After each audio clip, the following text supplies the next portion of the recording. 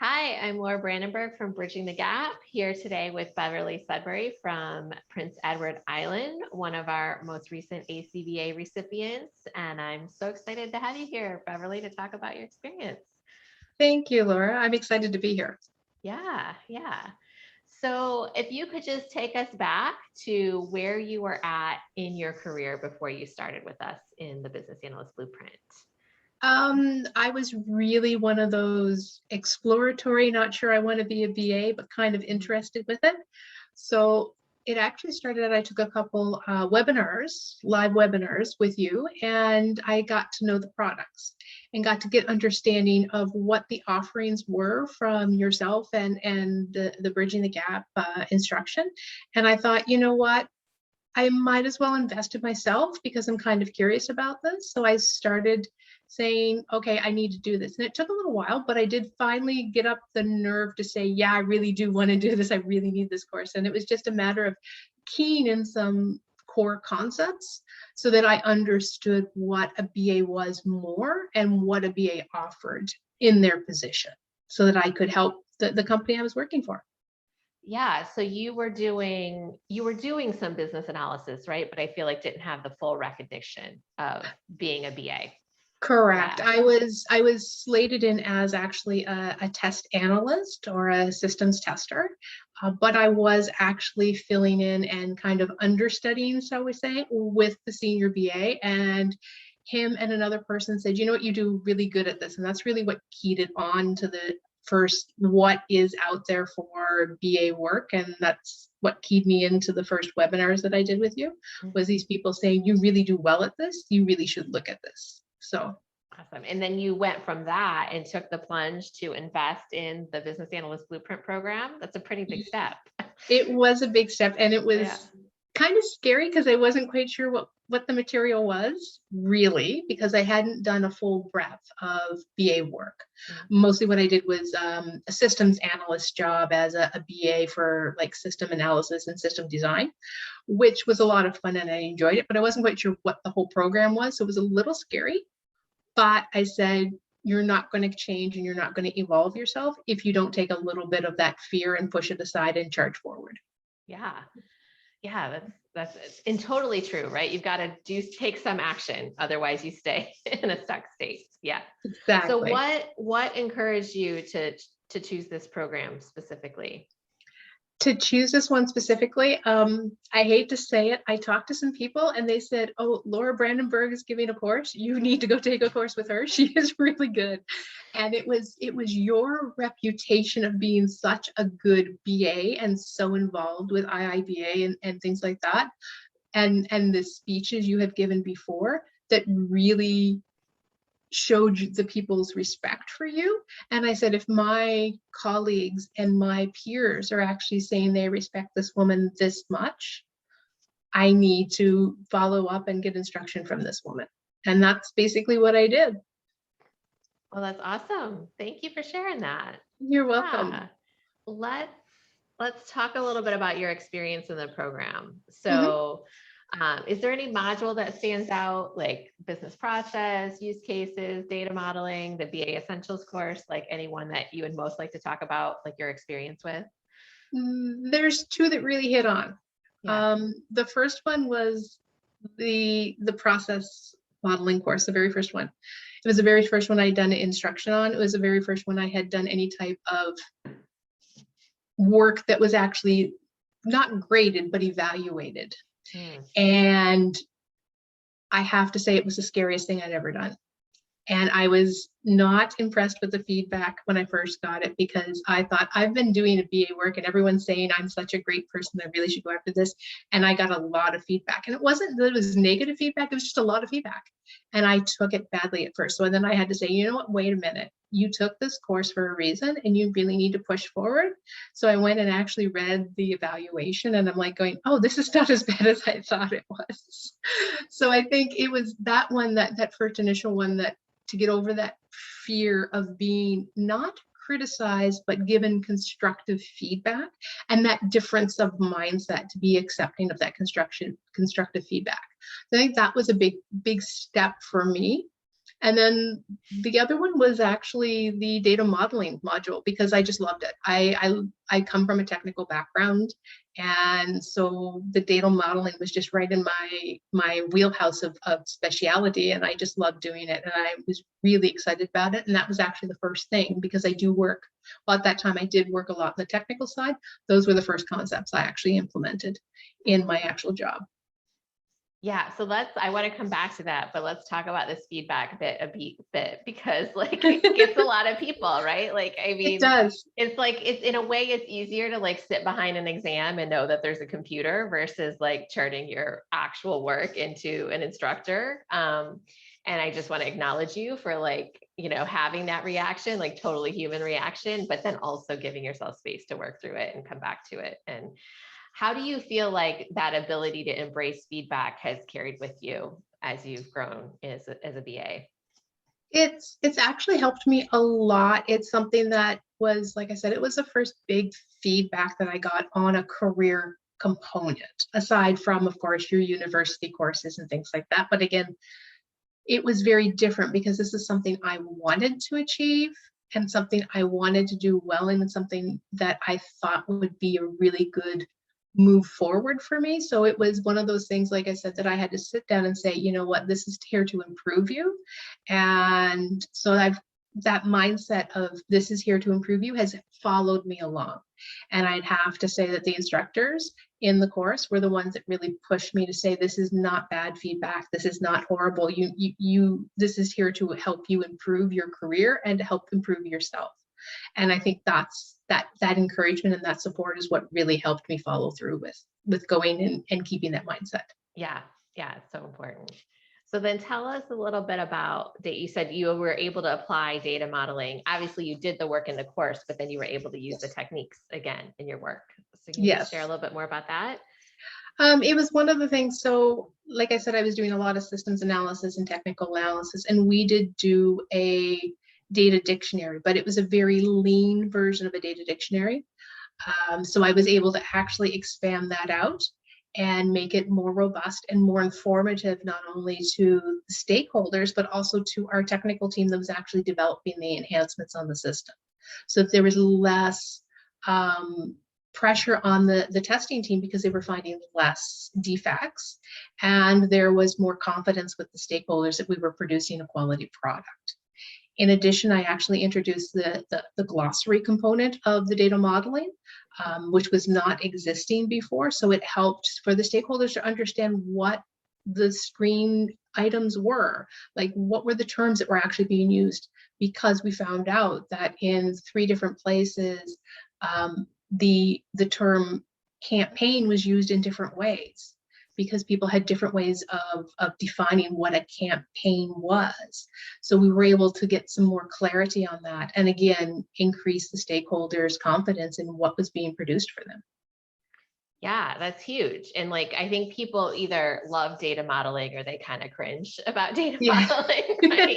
But in its essence, it's really just about getting people to like use the same language, use the same words to talk about the same things. And like, I can imagine if there were 3 different definitions of campaign, like your requirements always maybe seem clear, but really everybody had a different understanding of what. And it was affecting your test team too, it sounded like. It was affecting the test team, the quality of the work, because again, if you implemented something with definition 1 of campaign, it may not fulfill the needs of definition 2 of campaign. And so people were having to do manual workarounds, which meant the system was not of a quality where people were actually efficient. Yeah. Huge. So tell us a little bit about where you are today. Well, where I am today is quite exciting. I actually transitioned in my full-time job as a full-time business process analyst. I really enjoy it. I wasn't quite sure because it's not quite as technical, because I'm doing strictly business process now, but I'm really enjoying it. I'm learning a lot, and I'm getting great feedback. And a lot of it comes from the information that I've learned through the courses and implementing that. In addition, there's been a lot of great things going on. I am now actually proudly to say I'm an instructor with Bridging the Gap. And I'm actually now teaching the courses that I took many, many, many years ago, or it feels like many years ago. really not that long. It was like a few No, years it's ago. not. Yeah. But yeah. Yeah. So what do you like about, there's so much that I want to hear about, but like, yeah, let's just talk about the instructor role a little bit. So how is it to come full circle and now be on the other side of giving the feedback that you remember was so challenging to receive, be on the receiving end, right? It's one of those things that I'm sitting there going, every time I go to give feedback, I try to remember how I felt. And Mhm. so I try to make sure that one of the things I try to do always when trying to help other people is make sure I give them something positive rather than just the constructive feedback. And I try to make sure the constructive feedback is worded in a very positive way to ensure that they get the positive notes out of it rather than just saying, oh my gosh, this person doesn't like what I've done and I've got to redo it all. So I do take that into context every time I try to go and do some feedback to the participants in the course. And also I try to really encourage them to keep going, because there's sometimes when you get the feedback, especially from the first module, that you say like, I don't want to go any forward anymore. So I encourage people to like sit down, take a couple breaths, have a cup of coffee or a cup of tea or a glass of wine, whatever they would like to have, their beverage of choice, and just relax for a few moments and then come back and reread it, because that's what I had to do. So I try to give them that advice to carry through. Yeah. And encourage them to keep going. Yeah. And I love that you can come to that from a place of like real empathy, right? And not all of our instructors have been through the program, but I feel like they all come from that very similar place of like wanting the best for the participant and wanting you to like definitely make it through. Yes. Yeah. And then how about your role? Like you mentioned that continuing to apply the concepts helped you move into this other role. Were there other ways that either the ACBA certification or the techniques that you learned really supported that transition for you? Yeah, a lot of it was from the courses that I took, and understanding and learning and talking even to the other people in the courses, and making sure that I had effective use of the instructor hours when I was in the course, because that gave me a lot of information. You could sit down, you could take your notes, and even afterwards, you could go back and review things and make sure that you got the concepts, and then you could apply them. And even today, I go back at my notes and say, oh, wait, how did I do that again before in the course? Or how is that taught in the course? Or I even look at the templates that were provided and say, oh yeah, this a recent one was a user story. And we didn't have a template. And I'm like going, oh, I've got a template. And I went back to my course material and kept applying and just picked that up and started using it and kept applying the techniques from the user story that was taught in the course. So a lot of what I learned is really supporting how I'm moving my career forward. Here, I'm just curious for somebody who might be in your shoes, like in a role where they're doing business analysis, but don't have that formal recognition and wanting to move into a more senior, like kind of full-fledged business analyst role, like what would you recommend to somebody following in your footsteps? Aside from getting a good course, what I did was I actually took the concepts of business analysis and I looked at what I was doing on a day-to-day. And I started recording. So for example, I may not have been a business analyst, but I was still maybe in the testing role that I was doing, analyzing requirements in order to create test cases. So I would say, okay, that's what I'm doing. I would look at things and say, oh, this is not clear. We need more requirements. And I would come up with the questions that would have to be taken back to a senior person to go back to the stakeholders to get the information. So I was recording all of that type of work. And as I was moving along, I was going to my managers and saying, look, I have done this work. It's very similar to BA work. A BA does it this, and this is how I'm doing this, and made a comparison. So it made it seem more like people could understand that my job was just not pushing buttons to test a system, that I was actually doing some analysis and thinking work in there. And I think that helped a lot in order for me to start moving into different roles. And actually it was my first promotion to a junior BA was because I proved that through the work I was doing to say, this applies as a BA. And they said, yeah, that really does apply. You really do think through these things through. Let's try you out as a junior. Yeah. And that is, I think, so important for anybody thinking about what's possible for them right now in their career. It's like, it is about often a skill development piece, but it is also about an ownership of like, I have done these things and these are BA skills, regardless of what my title is. Right. Correct. And just like, I deserve this, I am already filling this role. Like, and kind of, there's a putting yourself forward that I think is a really Yes. important part of getting to that next step as well. It's a little bit of tooting your own horn and showing off a little bit, but not in a bad way.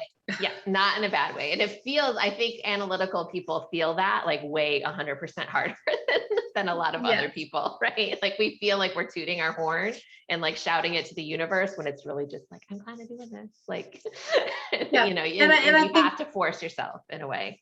correct. And I think Yeah. that's the biggest thing a person who wants to move forward can do is just basically start recording everything that they're capable of doing and saying to someone, I'm capable of doing this. Yeah. Yeah. And similarly, how about for somebody who's thinking about becoming a Bridging the Gap instructor someday or a course instructor anywhere? I mean, obviously we found a great win-win here, but from your side, what do you feel like it was that you did in between participating in the program and becoming an instructor that prepared you for it? Well, first of all, I think the biggest thing was when I first took the course and I saw how supportive the instructors were and everything, I said, one day I want to be someone like them. Mm. And I started modeling what I saw in the course. So I started trying to mentor people and work with people and try to encourage people, and not just necessarily as a BA, but just in general life items, and started working like that to be a mentor and help people work through their problems or their career goals, and just that encouragement, and to try to foster that within me so that when the day came that I would get an opportunity, I would be prepared for it. And I think that's the type of preparation anyone who wants to be an instructor could actually look at doing. And again, it's self-work. So it's not something you have to pay for. It's not something you have to do. You just basically say to your friends, let me help you through this, and let's work through this and look at that.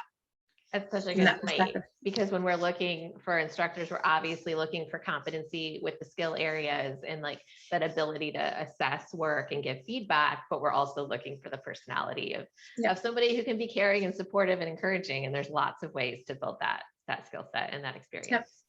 Yeah, Yep. that's awesome. So last question, unless there's anything else you'd like to share, but what, if you hadn't chosen a few years back or however many years ago that was to invest in the blueprint, where do you think you would be today? Still testing. Mm, Still testing.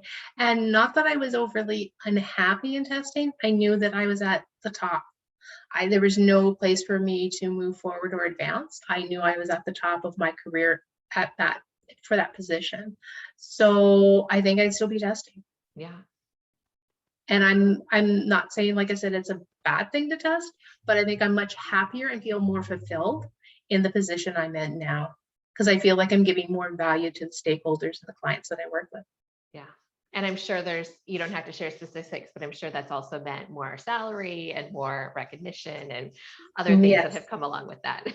Yeah, exactly. That all comes in, and I'm not saying that you're instantly going to be a millionaire, because we'd all love to be an instant millionaire. But it is nice to see that you are getting recognized, not just in achievements of people giving you accolades, but also in the financial areas as well. Yeah. And not to overshadow what you said about feeling fulfilled in your work too, because I have also gone from being a tester to a business analyst. Like there is like testers are like so needed and it's so wonderful, but sometimes you're just done, right? Yeah. Like there's like, you know, it becomes routine. And so business analysis allows you to a little more freedom and creativity really with your work. Yes, yeah. Agreed. Well, thank you. This has been amazing. Is there anything else that you would like to share with people before we wrap things up? I think the only other thing I want to say is the biggest thing to do for people, or biggest thing to tell people, is really just take the time to ensure that you invest in yourself. You take some time, whether it's financial investment or whether it's just time to sit down and make a catalog of all the things that you can achieve and really believe that what you are achieving is of value and that you can even give more value if you just apply yourself. Awesome. Thank you so much for that, Beverly. And thank you for being here today. Thank you so much, Laura.